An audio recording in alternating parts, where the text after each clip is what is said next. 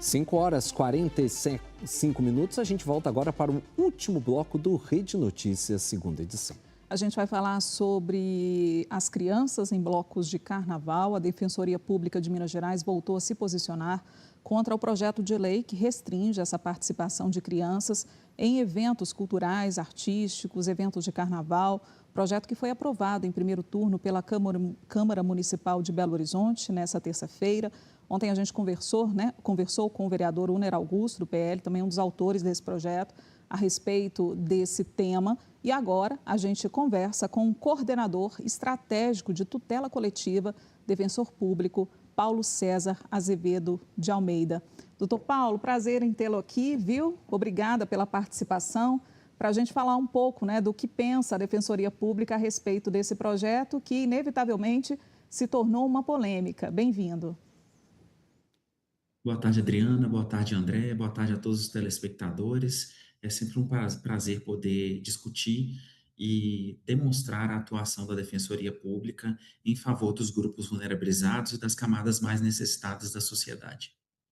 Doutor Paulo César, em maio, a Defensoria Pública já havia se posicionado, fazendo uma recomendação sobre a inconstitucionalidade desse projeto. Ontem, novamente, veio um novo posicionamento, dessa vez ainda mais firme, falando em censura, falando em retirada de direitos, um ataque ao pluralismo. É nesse sentido que a Defensoria Pública vê esse projeto e, além disso, a Defensoria Pública, além de recomendar, ela pretende também buscar algum tipo de ação judicial a respeito desse assunto? Exatamente, André. Em maio do ano passado, quando nós tomamos conhecimento a respeito desse projeto de lei, nós já havíamos nos posicionado, mostrando tecnicamente que esse projeto de lei ele tem diversos vícios de inconstitucionalidade. Na perspectiva formal, porque ele viola algumas divisões de atribuições que são feitas entre o município e o Estado e a União para regulamentar determinadas matérias, mas também da perspectiva material, porque ofende diversos direitos fundamentais e alguns princípios garantidores de dignidade no nosso ordenamento jurídico. Nós elaboramos uma manifestação formal, então, assim que tomamos conhecimento sobre esse projeto de lei, e agora, quando fomos comunicados da votação em plenário deste projeto, nós entendemos que era necessário uma nova manifestação apontando essas invalidades, porque além de a Defensoria Pública já ter mostrado que esse projeto de lei, por exemplo, invade a competência da União para fazer a classificação de eventos, a classificação indicativa de eventos culturais, invade a competência da União e do Estado para a proteção das crianças e dos adolescentes, regula questões de forma inadequada, impõe ao Poder Executivo exercício de atividades sem previsão orçamentária e sem possibilidade fática de exercício dessas fiscalizações. A gente também diagnosticou que o município também apontou essas invalidades e essas impossibilidades.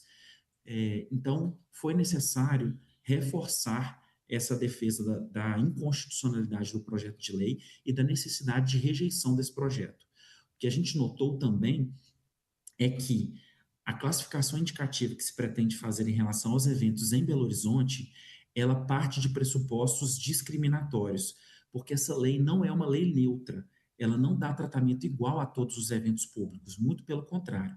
Ela se dirige especificamente para a Parada do Orgulho LGBTQIA+, ela é nominada como um dos eventos alvos de proibição, e também blocos afro, ou seja, esta lei ela aprofunda uma postura discriminatória e que tem perspectivas racistas, de exclusão, de marginalização de comunidades que já sofrem com preconceitos e violências na sociedade. Então a gente faz essa defesa para que se evite a produção de uma norma que, ao invés de fazer a proteção de um grupo, ela, na verdade, expõe uma discriminação, acirra violências e não contribui para uma sociedade respeitosa e pluralista, pautada na cidadania e na convivência harmônica. Doutor Paulo, essa proposta, ela não tira também a característica própria do carnaval, de ser uma festa espontânea, multicultural, aberta a todos os tipos de público. É um momento em que o brasileiro ele se sente mais livre, né, para expressar as suas crenças, a sua alegria, né, também o seu manifesto. A gente vê aí os desfiles também das escolas de samba. Enfim, é uma manifestação tipicamente cultural e muitas vezes, na maior parte das vezes, é uma manifestação espontânea, os blocos se reúnem, né, os bairros e tudo mais. De certa forma, essa proposta ela invade também essa questão?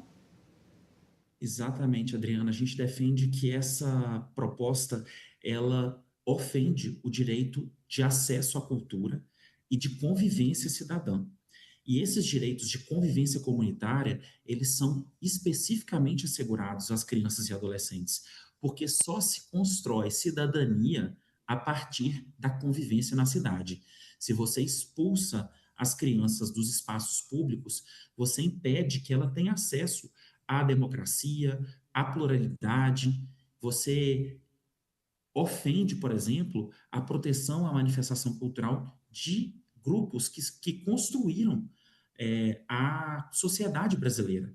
Então, você especificamente proibir a participação de crianças em blocos afro, por exemplo, é você dizer que a cultura afro ela é violadora de direitos de crianças. Isso é um absurdo, isso tem um viés racista perigosíssimo.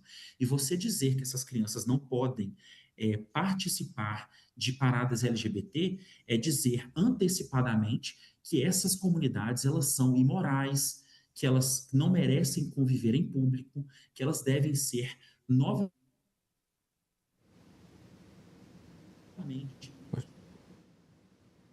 A gente só vai restabelecer essa conexão com o doutor Paulo. Ele é defensor público, está falando com a gente aqui a respeito, né, desse projeto apresentado por parlamentares do PL na Câmara Municipal. Foi votado em primeiro turno, agora está indo para segundo turno, a respeito da restrição de crianças em blocos de carnaval. E a alegação dos vereadores, né, autores do projeto, é de que alguns blocos estariam com conteúdo inadequado para crianças e, por isso, esses blocos teriam que ter uma classificação indicativa, né, para que pudessem controlar a idade de quem frequenta e tudo mais, de forma a proteger as crianças desse tipo de conteúdo. E a Defensoria Pública, por isso que a gente está conversando aqui com o doutor Paulo, a Defensoria Pública emitiu uma nota, né, mais uma vez manifestando contra o projeto, falando sobre a inconstitucionalidade dele. Doutor Paulo, a gente teve uma intercorrência aí com a sua conexão, mas agora voltamos com tudo. O senhor estava concluindo a sua fala, né? Falando sobre também a parada LGBTQI, a PN+, a importância também, né, de ser respeitado todos esses direitos, até mesmo essa manifestação. E eu queria colocar, só para o doutor também complementar, esse projeto também fere o direito das famílias, dos pais, de decidir aquilo que é melhor ou não para os seus próprios filhos, né? Dentro daquilo dos valores que eles acreditam, né?